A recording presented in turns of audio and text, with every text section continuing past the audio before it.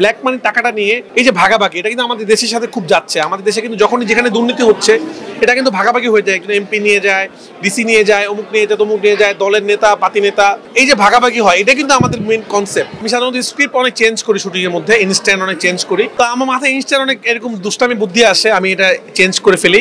আপনার বেশ কিছু সিনেমায় মানে বাজেবাদ, তাছাড়া যদি সিনেমাটা দেশের বাইরে আপনি প্রিমিয়ার করবেন বা করার কোনো প্ল্যানিং আছে? এটা তো সিরিজ, এটা তো ওটিটিতে চলে আসবে 2 তারিখে। সারা পৃথিবীর মানুষ যারা বাঙালি আছে, যাদের বঙ্গ অ্যাপ আছে, তারা সবাই দেখতে পারবে। 2 তারিখে প্রত্যাশা রাখছেন যে হচ্ছে কি সিনেমাটা নিয়ে? এটা সিরিজ, সিনেমা না। হ্যাঁ, সিরিজ। প্রত্যাশা কিছু নাই, আমি ওরকম প্রত্যাশা রাখি না। আমার বিশ্বাস যে আমি ভালো কাজ করলে দর্শক পছন্দ করবে, তো ভালো লাগলে দর্শক দেখবে।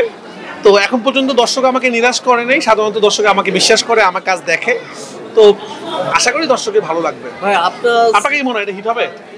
আমাদের তো মনে হবেই, কারণ হচ্ছে আমরা যেহেতু দেখেছি। তাছাড়া যদি একটু না, আপনারা তো দর্শকের পয়েন্ট অফ ভিউ থেকে দেখছেন।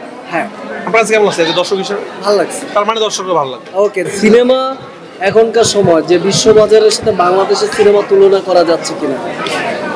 100% যাচ্ছে। আমাদের তুফান তো সারা পৃথিবীতে যেভাবে চললো, আমেরিকাতে, অস্ট্রেলিয়াতে, কানাডাতে এবং বাংলাদেশে যেভাবে চললো, এবং ইংলিশ সিনেমা নামাতে হয়েছিল আমাদের সিনেমার সময়, তো হ্যাঁ, একবারে তো আমরা ওইভাবে পৌঁছতে পারবো না, বাট আমরা আস্তে আস্তে করে ভালো দিকে যাচ্ছি। আমাদের সিনেমা এখন ভালো দিকে যাচ্ছে। সামনে ঈদে আপনার সিনেমার বিষয়ে যদি একটু জানতে চাই। রোজা ঈদে তো আমার সিনেমা আসে না কখনোই, আমার সিনেমা কোরবানি ঈদে আসে। তো কোরবানি ঈদ পর্যন্ত অপেক্ষা করতে হবে, কারণ আপনারা জানেন আমার পরাণ কোরবানি ঈদ, সুরঙ্গ কোরবানি ঈদ, তুফান কোরবানি ঈদ, ব্যাক টু ব্যাক 3টা কোরবানিতে হ্যাট্রিক করলাম আপনাদের দোয়ায়, দর্শকদের দোয়ায়। তো এবার হ্যাট্রিকের পরে সিনেমা, এটা একটা টেনশন। তো এবার আরেকটা ব্লকবাস্টার দিতে হবে। তো আশা করি ইনশাল্লাহ নেক্সট কোরবানিতে আমি বানাচ্ছি কিছু একটা, সেটা এখনো গোপন, আমি খুব তাড়াতাড়ি ঘোষণা দিব। নেক্সট কোরবানিতে ইনশাল্লাহ আমার ছবি দেখতে হবে। আপনার সমসাময়িক ঘটনা বা হচ্ছে মানে স্টোরি খুব ভালো একটা চুজ করেন, বিষয়টা কিভাবে সম্ভব? জানি না এটা কিভাবে চুজ করি, আল্লাহ আমার মাথায় দেয়, এটা আসে মাথায়, গল্প আসে হুটহাট করে, ওরকম খুব প্ল্যান করে করতে পারি না, নর্মালি করি আর কি।